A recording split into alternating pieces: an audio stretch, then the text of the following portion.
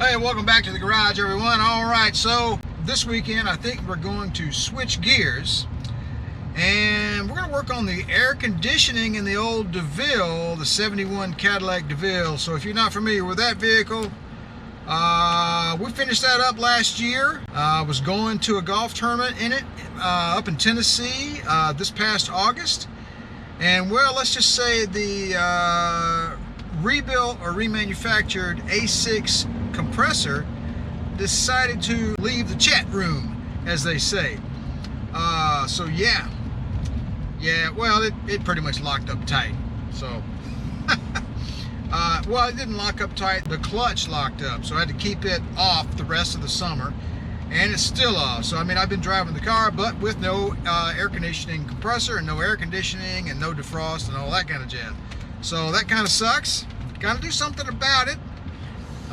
Fortunately, the compressor that I had put on the car had a 2-year warranty, so O'Reilly honored that warranty and replaced the compressor for free, and that's pretty cool. So I've got a new one back at the shop, and I just finished all my errands. I had to go get some PAG 150 oil, I had to go get some new green O-rings, I had to go get a new dryer, the new compressor. Man, I've been getting all these things, getting ready to do this AC work this weekend. But for right now, I'm gonna pop in here and grab myself some groceries to choke down my neck, and then we're gonna get back to the shop and get to work.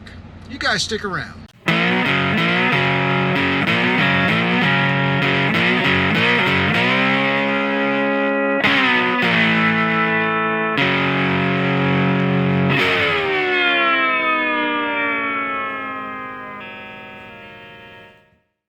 All right, welcome back. So yeah, I've already got the old compressor out of there, and I've already turned it into O'Reilly. I got my core charge, which there was none because I took it under warranty.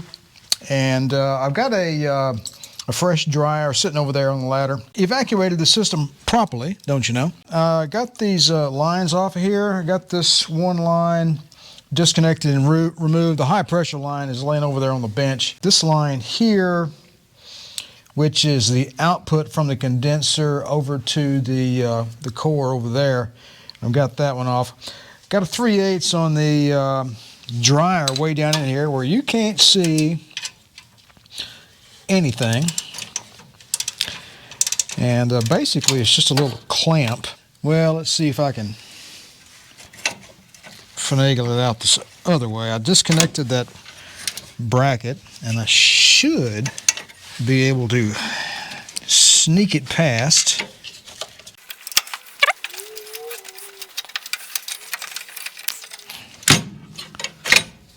There we go. One dryer covered in refrigerant flush and oil. Awesome.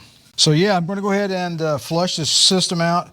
I'm going to go ahead and remove the high and low pressure lines from the core back there. And I've got the other high pressure line over on the bench, and I will flush those offline, or not offline? Yeah, I'll just flush them off the car, and I'll do the condenser and the core as well. I think I'm going to use denatured alcohol this go around. The AC Pro Flush that I used last time, it says it evaporates quickly. Well, that is the biggest crock I have ever read on the side of a bottle. It's dumb. It's a lie. They're lying. It doesn't evaporate. You pour some on the floor, it'll sit there for a week. It does not evaporate. And you sure as hell can't get it out of your AC system. It's a crappy product, and don't buy it. So what I'm going to do is use denatured alcohol. Why? Because, well, I read it on the forums. How about that? Internet told me. No, I did. I read for a good long while. And I'm going to flush everything with denatured alcohol. And if it doesn't work, that's on me. So anyway, got the old dryer out. And it's time to try to clean up the inside of all these hoses and these components as best we can before we start putting everything back together. All right, got an 1.25" wrench here on this big line back here, this low pressure line, and I'm going to use my crescent wrench to hold this. Basically what this is was a kit to eliminate the POR valve. I think it's the POR valve. I can't recall the nomenclature exactly. This shouldn't be a whole lot of force, but yeah, there we go.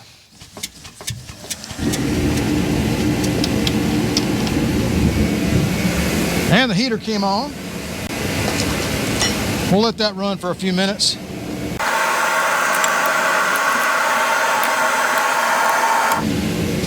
We'll get this line out of here and we'll flush it. Alright, I got need to prevent this from bending that line coming out of the core, so I got my crescent wrench stuck in there behind that valve. There we go. You start breaking stuff, it's going to ruin your day. Especially if you break this core. If you break this core and you got to replace it, you have to remove the hood from the car. Yeah. To get the core out, you've got to get this hinge out of the way. Actually, the book says to remove the hinge and support the hood. Right? You might as well just remove it.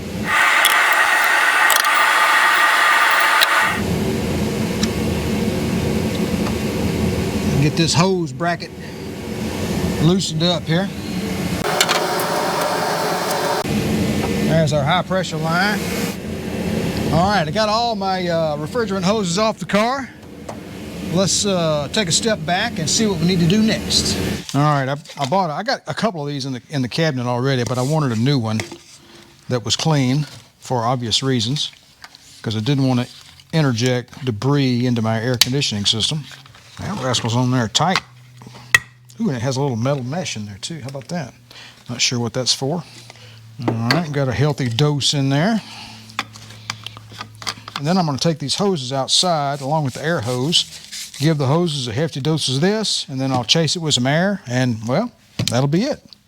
Okay, let's see how well we do here. I think I'm going to try to go in here and blow in there with the air and then put a rag over this. And, you know, we'll just see how well we do here.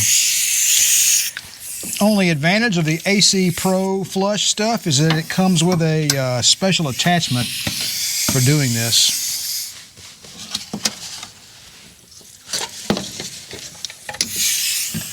Let's see if we got any in there.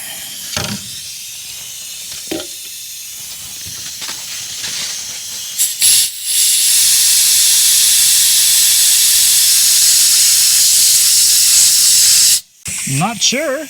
Not sure at all.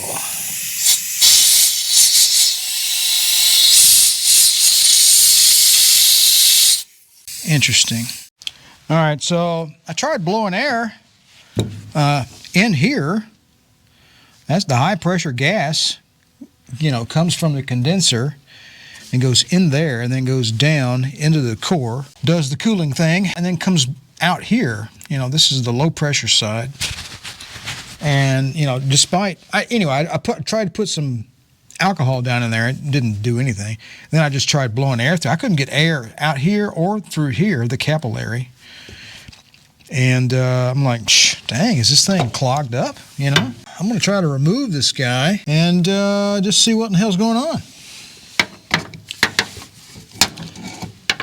This thing may have, you know, bit the dust.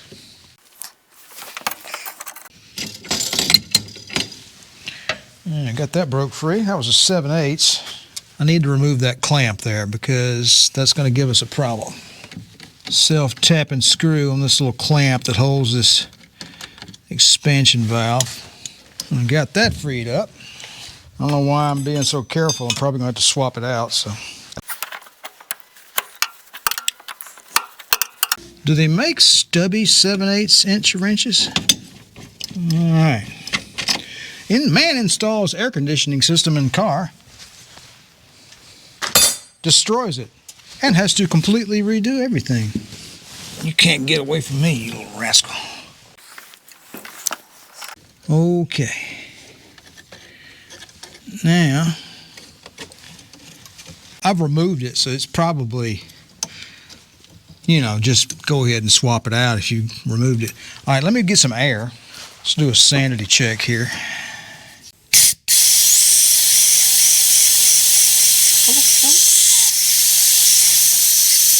right, that's flowing air out the bottom. When I put my hand up here and over here, I couldn't get any air. So, all right, so I was able to blow air through here and come out there, so it's open. How much is it supposed to blow out? I don't know. It was pretty restrictive. I mean, it wasn't like, you know, the full thing there.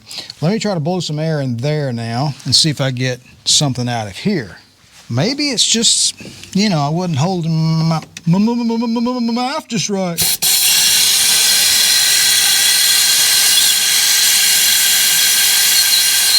All right, I got airflow.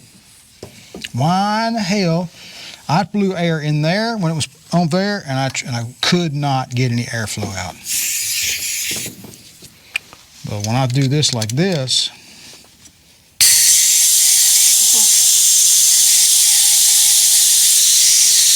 I don't know how much air you're supposed to get from that.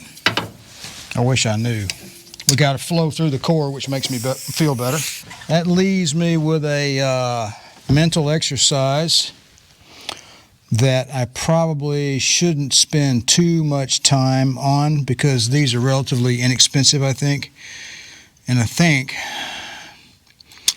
I may just go ahead and replace this expansion valve, because there's nothing in this thing. This is just a placeholder to look pretty. There's literally nothing in here. It's a bypass, fool you into thinking you've got a classic POA valve. But in reality, you got this little sensor up here that takes the place of all the internal gubbins inside that. So anyway, enough of that. This capillary tube here goes to this guy here. So yeah, let me go get on the O'Reilly website and see what the price is on one of these little expansion valves. I'll be back.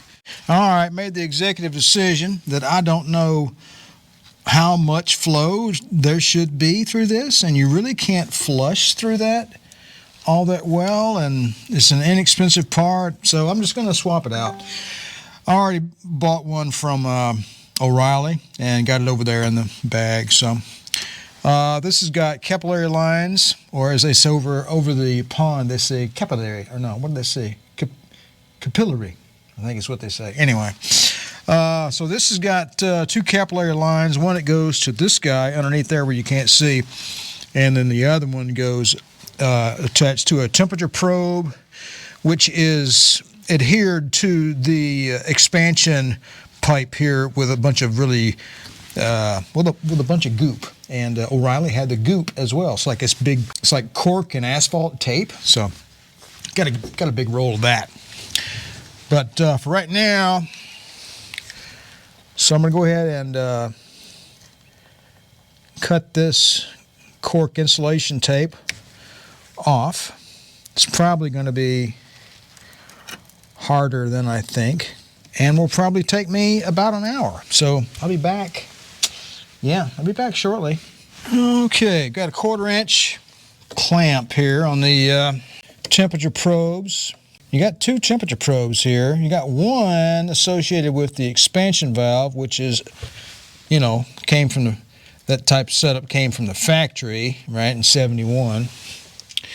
And then you've also got another temperature probe. There's two on here, connected to this guy right here. And this is part of the modern setup that came with this POA fake-out valve. This is used to retain the original look and semi-operation of your classic car, retain the existing compressor and all that jazz, and it turns it into a cycling compressor. The A6 runs all the time, and this little relay here detects when this gets too cold, and it shuts the compressor on and off. That's just the way that works. So, and then the second temperature probe goes to the expansion valve, and that simply allows the expansion valve to regulate the flow of refrigerant into the core, evaporative or evaporation core, whatever you want to call it. I just ease that out of there now. There we go. That's probably nothing wrong. Oh, there's another one there. I forgot about it. Probably a different size. It is. Thank you very much for that. There we go. It certainly wasn't going to go anywhere, now was it? All right. Now we've got to disconnect that from the 7/16. Called it. That actually was fairly loose. That's not good. I wonder if it came loose or if I just never tightened it. Yeah. All right, there you go. There's your expansion valve that may or may not be any good, but we're going to swap it out anyway. All right, we're back. Hit a stopping point yesterday and, well, decided to quit. So there. Got some tape on my little air gun here. Try to get a fairly good seal when we blow air through this thing. Gonna go ahead and try to, well, we're not gonna try, we're gonna do it. We're gonna flush this core. That's the plan. We're gonna do the core and then we're gonna do the condenser. And then we'll start, and then we'll clean up a little bit and then we'll start putting this thing back together. So let's get some denatured alcohol down in this thing. And that's a pretty good dose. And let's see, let me get this towel over here. Where's that air coming from?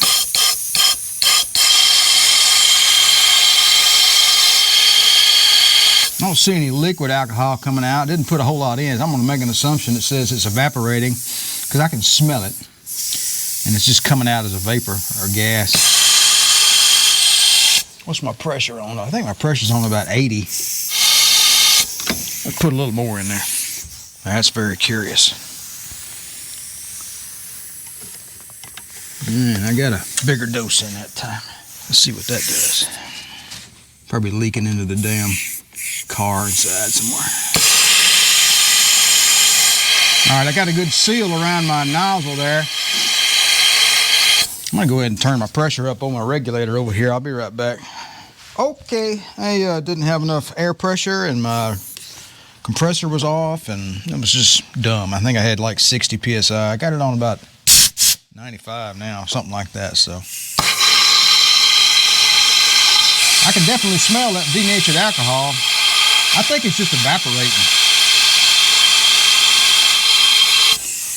Well, just for sanity's check, I'm gonna open the door and make sure I do not smell it in the car.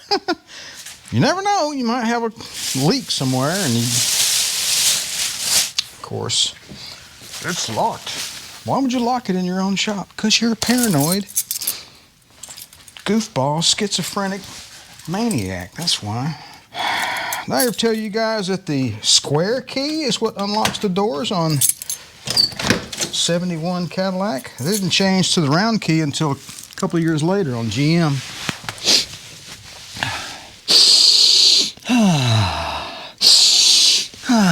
This smells like a fresh 1971 Cadillac Coupe Deville. That's a nice smell. All right. I don't smell alcohol inside the car. And trust me, you can smell it. It's a distinctive odor, this denatured alcohol.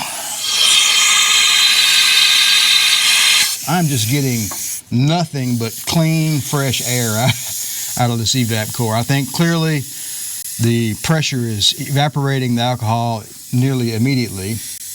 And yeah. Woo, man. Yeah, it's a very gaseous alcohol smell. I'm gonna let that air out. All right, we're gonna go to the condenser next. See how well we do here.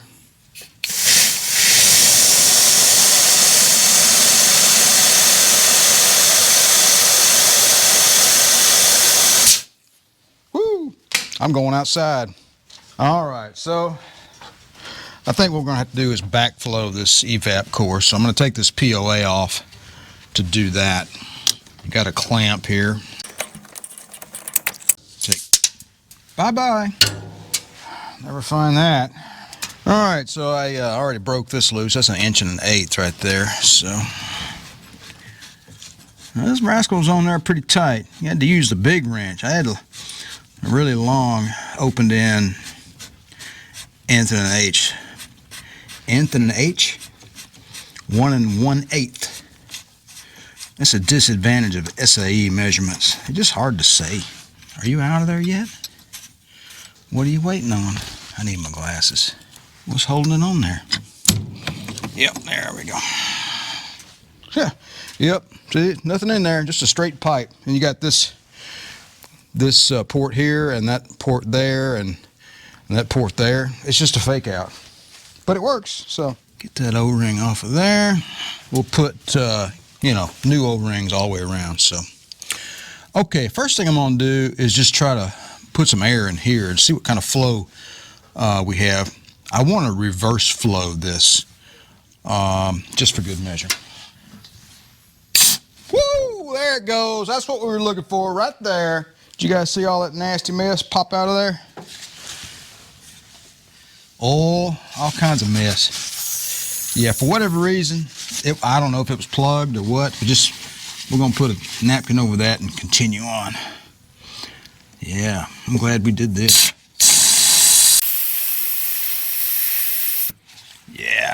Yeah, look at that.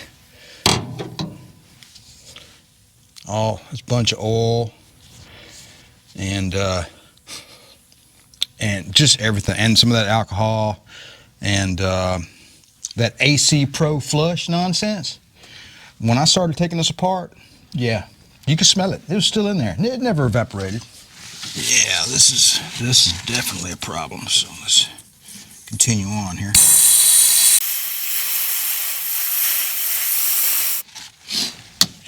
Holy cow, will you look at that? I'm gonna put a magnet on this and see if there's anything metallic in there.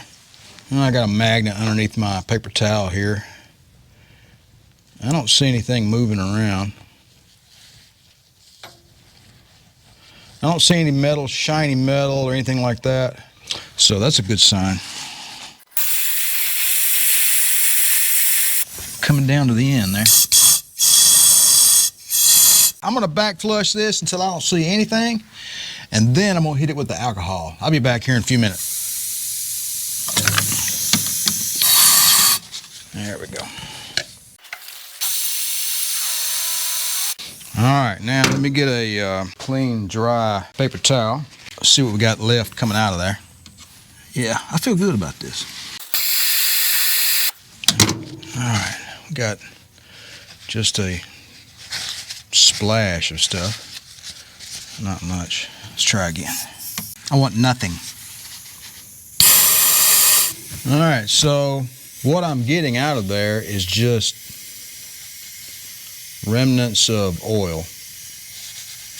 And I think I would probably be here until the end of time trying to get every last micrometer of oil out of here.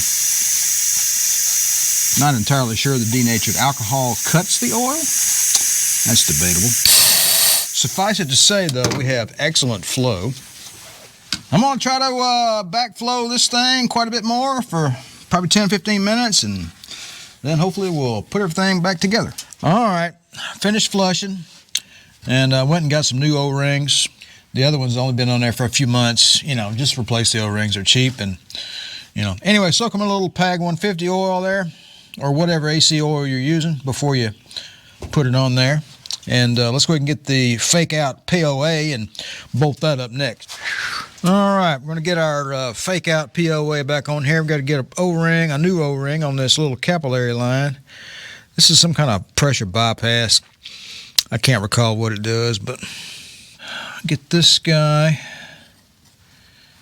back into place. There we go. Come on, there we go. Get this tightened up by hand. Get up out of my way. No cross threading. You cross thread this and you'd be into it. All right, now we need to make sure this is orientated in the best way that we possibly can. Get that tightened down. Let's give it a little eek. There we go. Eek. Do not break it. Okay, now let me get the mounting screw on that bracket back in there. Do not drop it. It's this fiddly stuff that just takes forever. All right, now we got that on there in a reasonable fashion. Let's go ahead and tighten these down.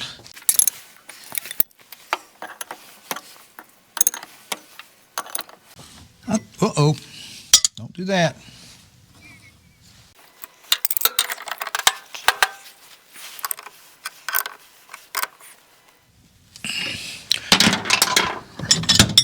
Remember, it has an O-ring.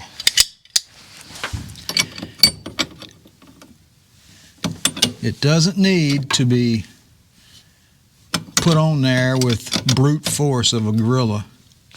All right, let's go ahead and get our expansion valve. I kind of spread this stuff out a little bit so I wouldn't have to do it down there. So hopefully that wasn't a mistake. And this new expansion valve came with O-rings, so that's good. And this hose is going to be in my way. You need to go over there for a little while. Let's see, let's do a little capillary line management here. This is kind of fiddly, if you hadn't guessed.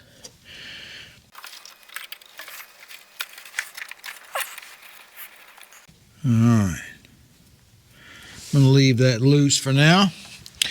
I'm going to get this little line here connected up to the bottom of the POA next. We're going to dab a little refrigerant oil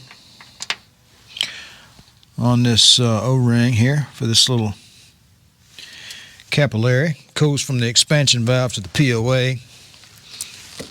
Had to rearrange a couple things. Y'all can't see this. It's way up underneath here. Alright, that's finger tight.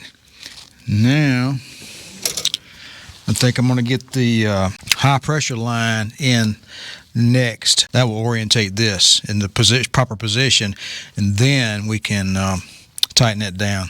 That's what I'm doing next. Actually, what that also means is the dryer needs to be installed, so I can tighten that end down so that this end doesn't move, so that this will be positioned precisely where it needs to be. So I'm going to stop right here and do the dryer next. Alright, so if you've never messed with one of these old school dryers, when you take these, it's got caps on it on either side, but down inside there is another little rubber stopper. So if you didn't know they were there and you were, you know, kind of an idiot, take these out. They're not, you don't want those in there. And we get another O-ring here on the high pressure output side of the condenser. It goes into the input of the dryer. Hold your mouth just right to get it down in there. And then we want to get this line connected here without any fanfare. Alright, so this replacement dryer, this square part, the top of the head, is actually wider than the one I got last year. And there's a part of the bracket on the side of the condenser that has this little outcrop that sort of wraps around the square part, I guess to hold it in place better or something. With that little outcrop there, I simply couldn't get this newer one in there. I probably could find one online somewhere from a specialist that was precisely correct, but I just bent that little metal tab up and got it down in there, so no big deal. I don't really like modifying things if I don't have to, but nobody's ever going to know. So right now, got this thing down in there. I'm just tightening up that line.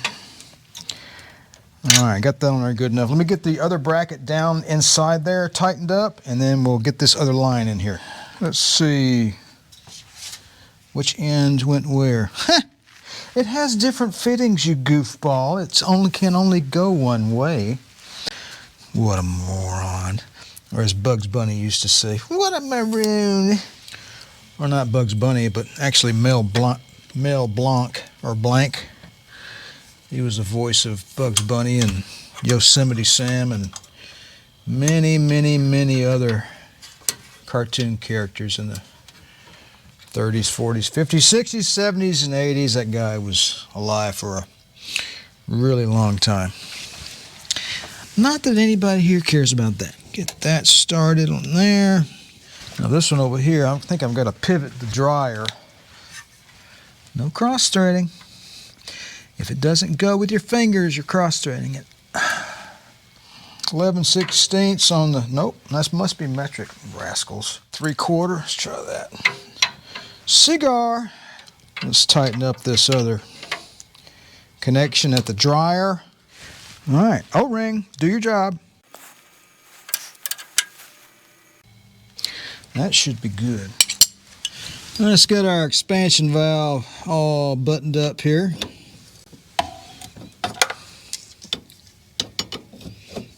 All right, I've got the expansion valve tightened down there. Let's go ahead and put our temperature probe here on the low pressure side.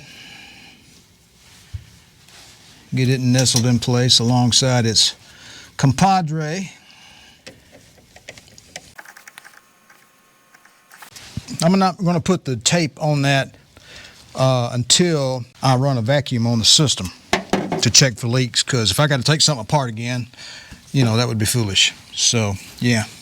Guess we could put that little bracket on there. Okay, that's tight. All right, that's snug.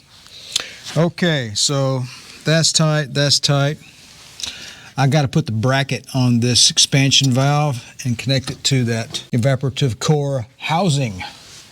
Got everything in that we need, that we can get in without installing the compressor. So that's going to be next.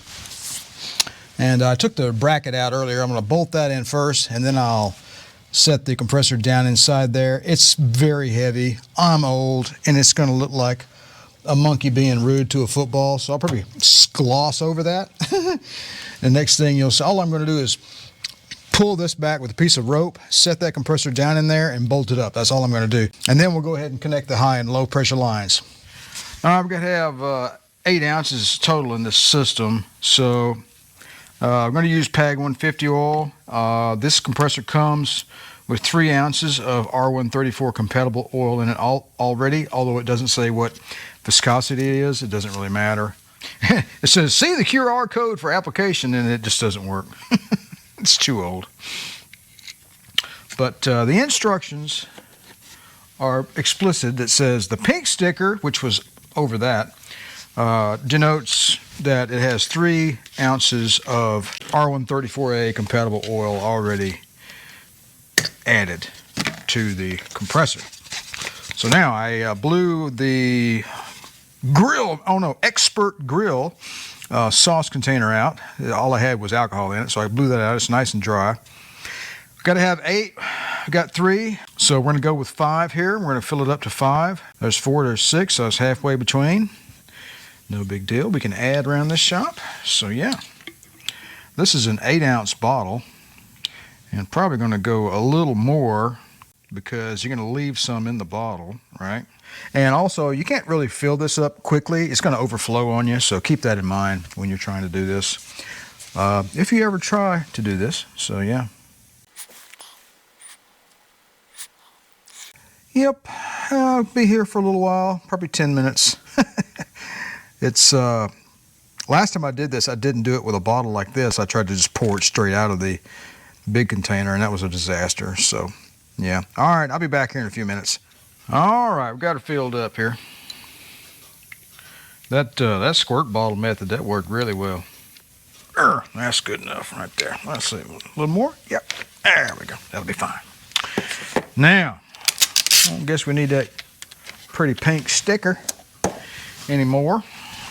Now the easy part, getting this behemoth in that car over there. Yeah, no, it's not fun. Got our compressor installed with the help of the #1 son. Came out here and helped me lift it into place. Got ourselves an oil-soaked O-ring on the high pressure line. I think the other one needs to go on first. So yeah, let me go grab that. Yeah, I think the big hose needs to get put into position. Face this. Get that one out of the way. There we go. Get this guy loosely fitted. New compressor came with the big O-rings on it already. No, that won't work. That's got to go underneath that metal fuel line, doesn't it? Start over. As Mr. Rogers once said, can't we just try again? He said that in one of his episodes, and it stuck with me all my life. Fred Rogers, would you be my neighbor? Okay, let's get this cover off of the back, cover that it came with to protect the refrigerant Gazinta and Gazalta ports. And of course the oil that I put in the compressor is flowing out. I'll have to be quick about it, I guess. So yeah, I need to go ahead and stage this and get it underneath. There we go. Okay, now, how much was it? How much was it? It wasn't a lot. It just enough to piss me off. That's how much it was. I'm gonna lose some oil when I do this, so what I'll do is put what I think I lost in this pipe right here. It'll be okay. So let's just not worry about it too much. Let's just take the sumbitch off, let the damn oil run out, get it on there as quick as we can, I reckon.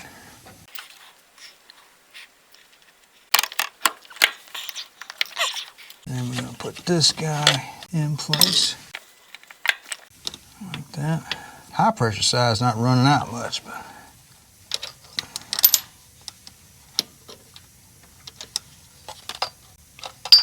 what you need to do is just drop everything and just screw it all up, Harris. Don't fall out. It's not your job. Your job is to stay there, not fall out.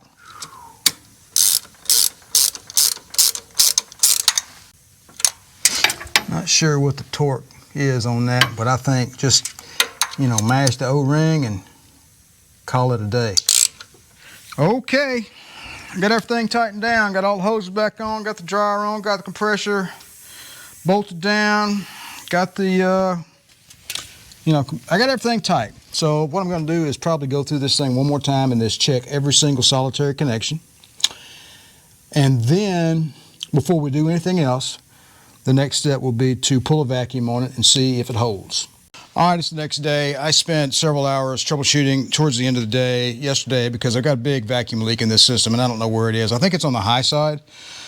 So we'll go through this and show you what it looks like. Let's close these valves. The high pressure is closed and the low pressure is open on the couplers on the car. So let's go ahead and turn the vacuum on and we'll open up the low side valve. And it goes to about 28, 29 as you would expect it. I'm going to turn on the high side down on the car. All right, we're going to pull in the high side now. All right, it just went to 0. The high side has a massive, massive vacuum leak.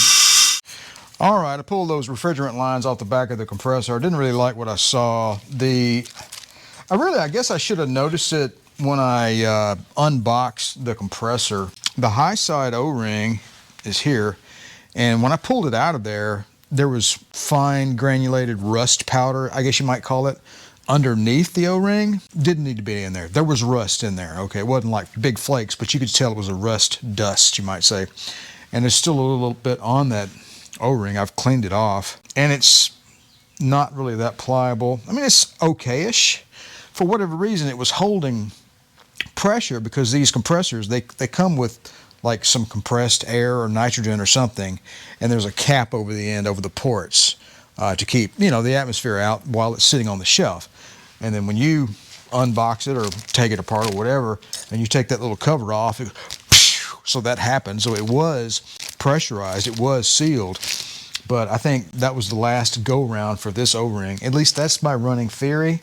And I looked all around trying to find this precise size. The ID is about 20 millimeters, and the diameter is about 3.5 millimeters, something like that. I found this at O'Reilly, this Ford Motorcraft pack of O-rings, pack of 6 O-rings, YF2963. I paid the money for it. I couldn't find this O-ring individually anywhere, not locally, and today's Sunday, so anyway, feels better, and of course it is thicker. because it's new. Will it fix the problem? I have no idea. But this is my current theory, and let's just see how well we do. I'm going to go ahead and put 2 new O-rings on those fittings on that compressor, tighten everything back up, and see if we can pull a vacuum. All right, welcome back. It's about 3 or 4 days later. It's Thursday. Last time I worked on this was, I guess, Sunday. I could not pull a vacuum on this system after I put it back together. Tried a few things. I replaced all of the O-rings on all of the lines, and that includes the lines on the back of the compressor. I went and bought the precise O-ring at O'Reilly for the rear refrigerant line on the compressor. They were pricey. The O-rings that came with the compressor were very, very questionable. They weren't sealing well, I don't think. I believe that was a problem, and it's been remedied. However, there's still a major leak somewhere, and I don't know where it is. And I did not have the equipment to find the leak.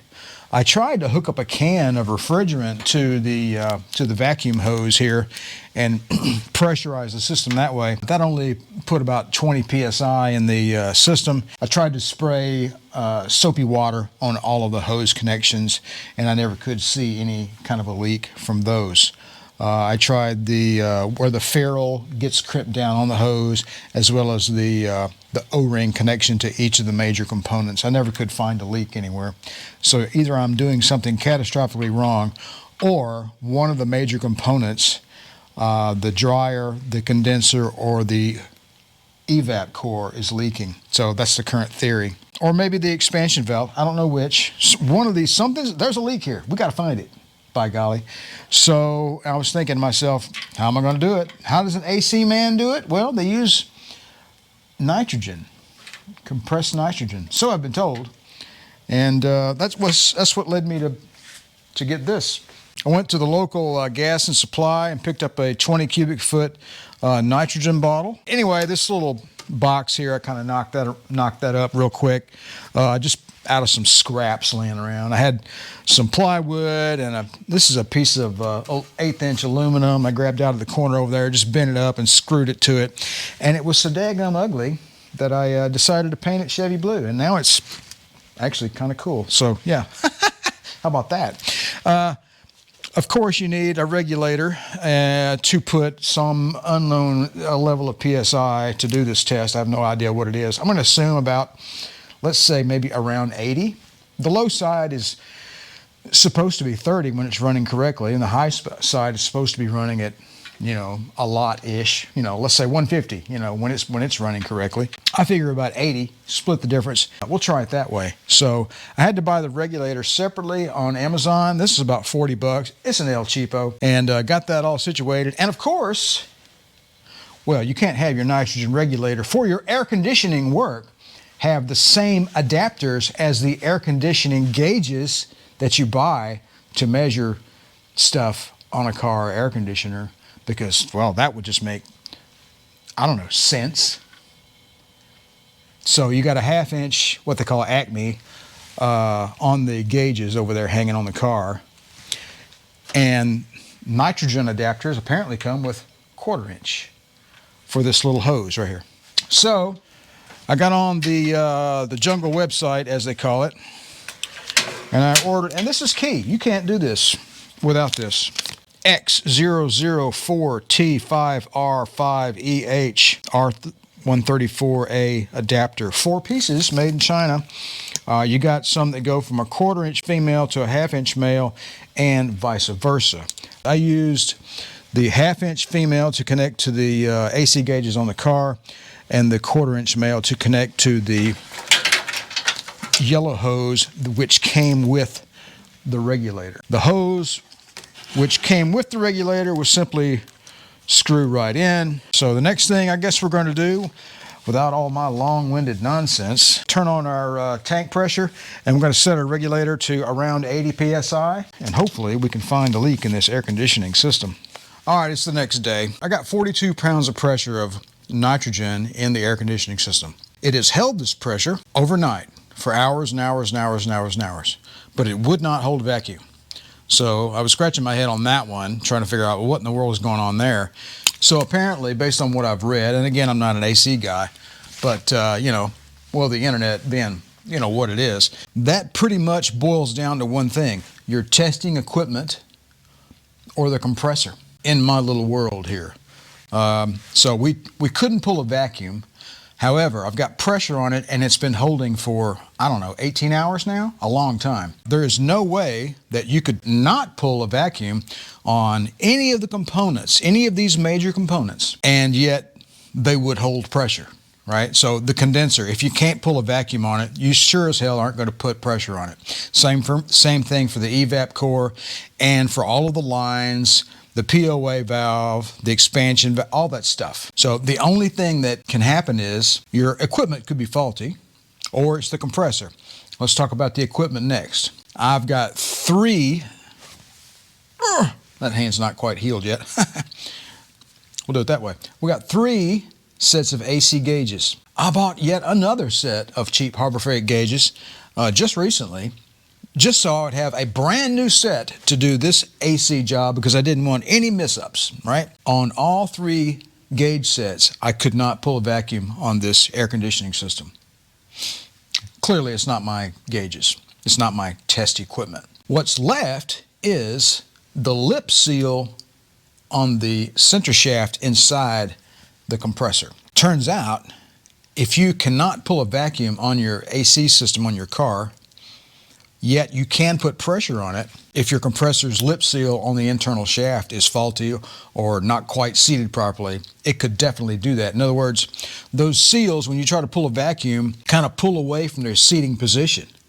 And then when you put the pressure on it, they go back to where they're supposed to be. And then they hold pressure, which before I started all this, I had no clue about, but apparently that is in fact a thing. So right now, I've got 42 on it. And we're going to go ahead and just up the pressure. I got 75 psi of nitrogen in the system now, hot on the low and high side. Where does that leave us? I think that replacement remanufactured compressor has a bad shaft seal. I will probably be back at the O'Reilly desk exchanging that compressor. So, 24 hours, did I know any of this? No, I did not. This is actually the first time I've ever encountered this problem. And to be honest with you, I'm not really mad. It's kind of fascinating. So, and I'm kind of geeking out a little bit. So yeah. All right, so I'm going to go ahead and let the pressure off. Let's see, these are closed. Yep, that's closed. That's closed. I'm going to go ahead and let the pressure off of the off this yellow hose here. Okay, so that's off of there. Let me disconnect this over here. We'll need to bleed the pressure off now. And there we go. We'll bleed that nitrogen off of there.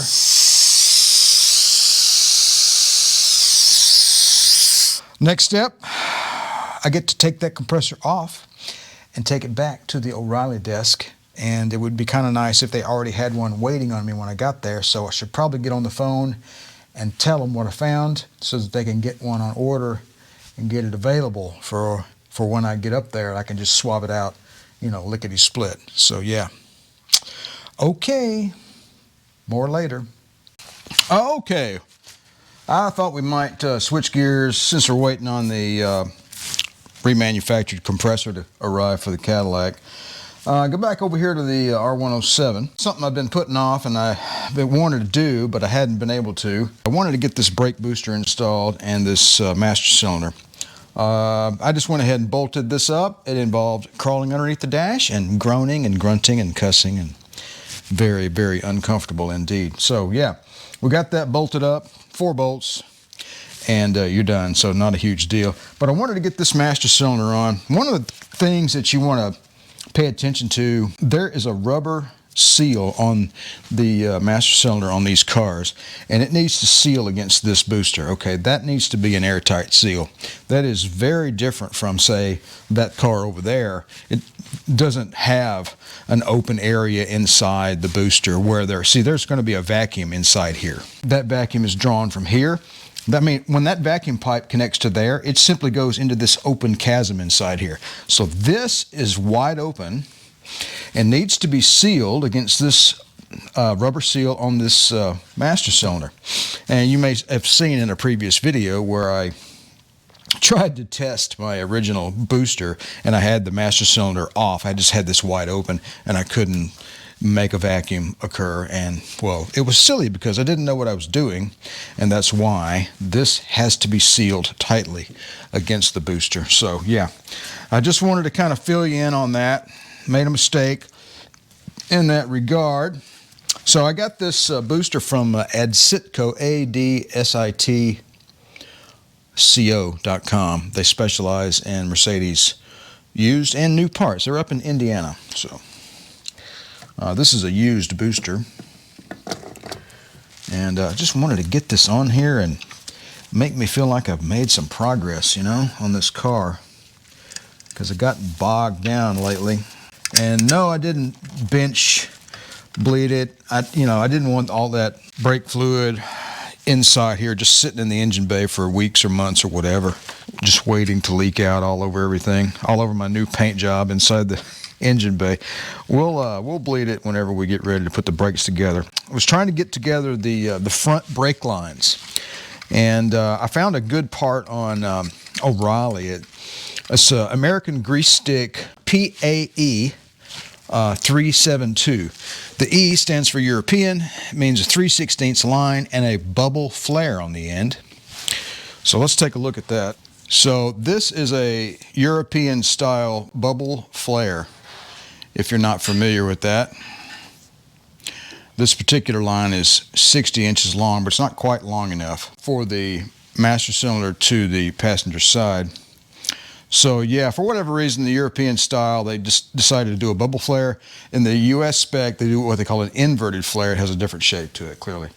So I ordered a PAE 372 from O'Reilly, but the recent winter storm in the United States has delayed shipment.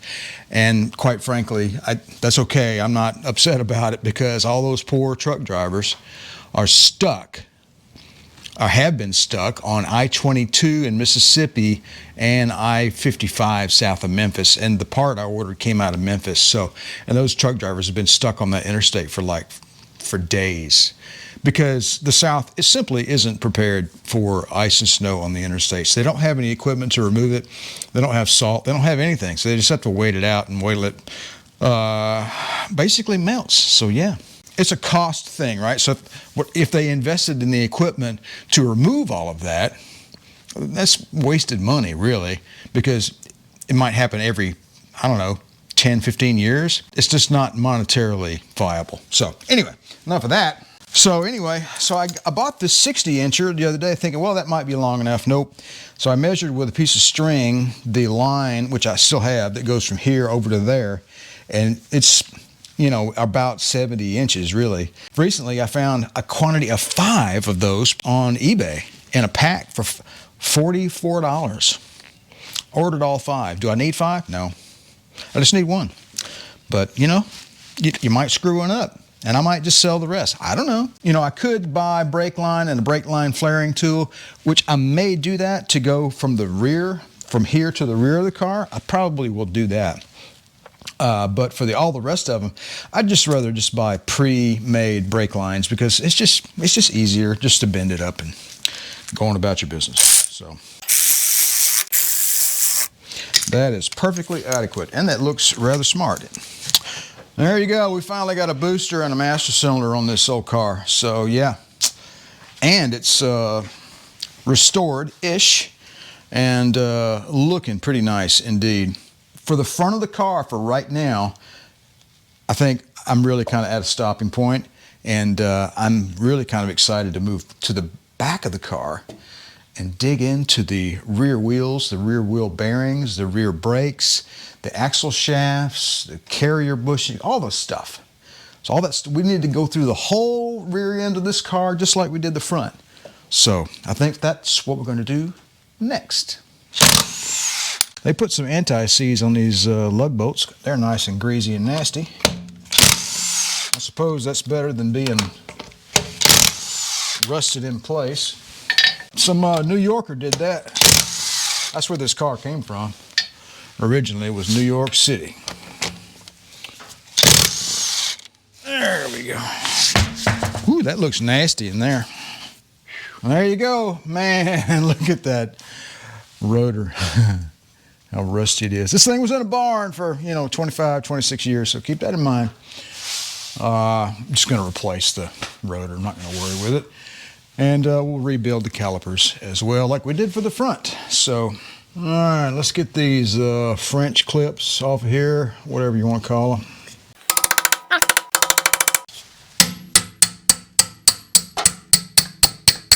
And it looks like the nut is turning with the line, and I should probably not spend too much time on that because that line is really rusty. So much for style and grace, I guess. Get out.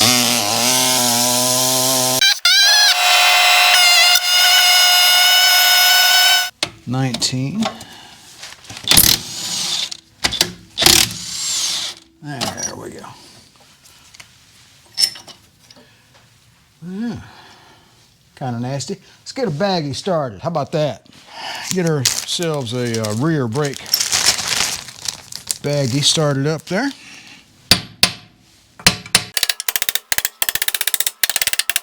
Something always satisfying about the teardown, don't you think?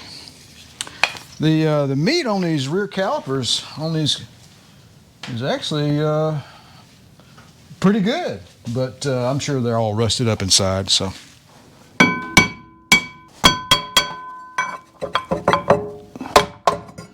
There we go. Nice scrap metal. All right, the heater cut on, so sorry about all that nonsense. I think I'm gonna stick to the easy bits. We need to get some of this junk out of our way. I wanna get this fuel system out of the way next, I think. 10mm bolts here.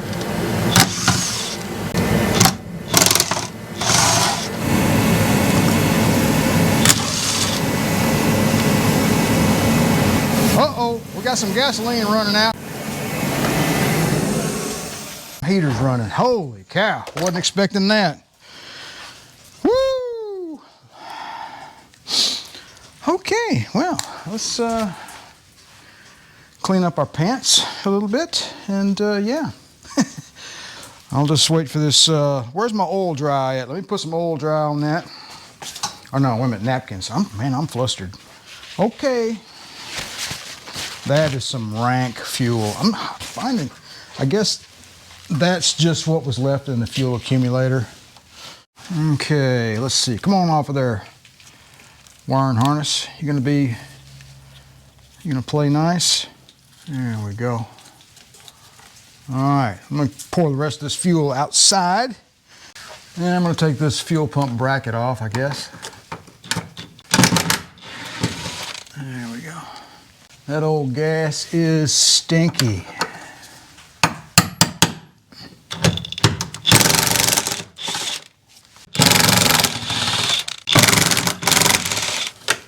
Give it a good yank. There we go. All right, now. Okay, fuel pump bracket into the vinegar with ye, along with the fuel pump housing. It's time to start derusting the rear of the car. Well, all right, folks, I think I'm going to leave this video right here. If I start digging into the rear end of this old 107 in this video, the video will be 4 hours long, and I really don't want that. It's been a couple of weeks since I put a video out, and to be honest with you, I've been very busy and struggling quite a bit with that air conditioning system on the old Cadillac. I think when I get the new compressor back from O'Reilly, I'll go ahead and slap that on, and I should be able to pull a vacuum and get the AC system back in working fashion. I really feel confident that that compressor is trash. It's kind of unfortunate because that's the second reman I've gotten for the car. If I get this third one back and it's junk, I'm going to scrap that whole plan, and I'm going to go with an aftermarket, possibly what they call a Sandon, or maybe a vintage air style compressor. And that'll require some different bracketry on top of the engine and new high and low pressure hoses. So I'd have to have those made up as well. And I didn't really want to do that. That's why I opted to put yet another remanufactured compressor on the car. So I'm going to get that back together here in a couple of days, but I think it'll be okay. Let's hope number 3 is a charm. All right, so after that, I think the next video, what we're going to see is us tearing into significantly this R107 rear end, and really, I think maybe just stripping the whole rear end out completely. That will be our next project. So you guys stick around for that. You won't want to miss it. I appreciate you guys stopping by the channel. Don't forget to like, share, and subscribe. And if you'd like to be notified whenever I release a new video, don't forget to click that little bell down below. You guys have a good one. We'll see you very soon.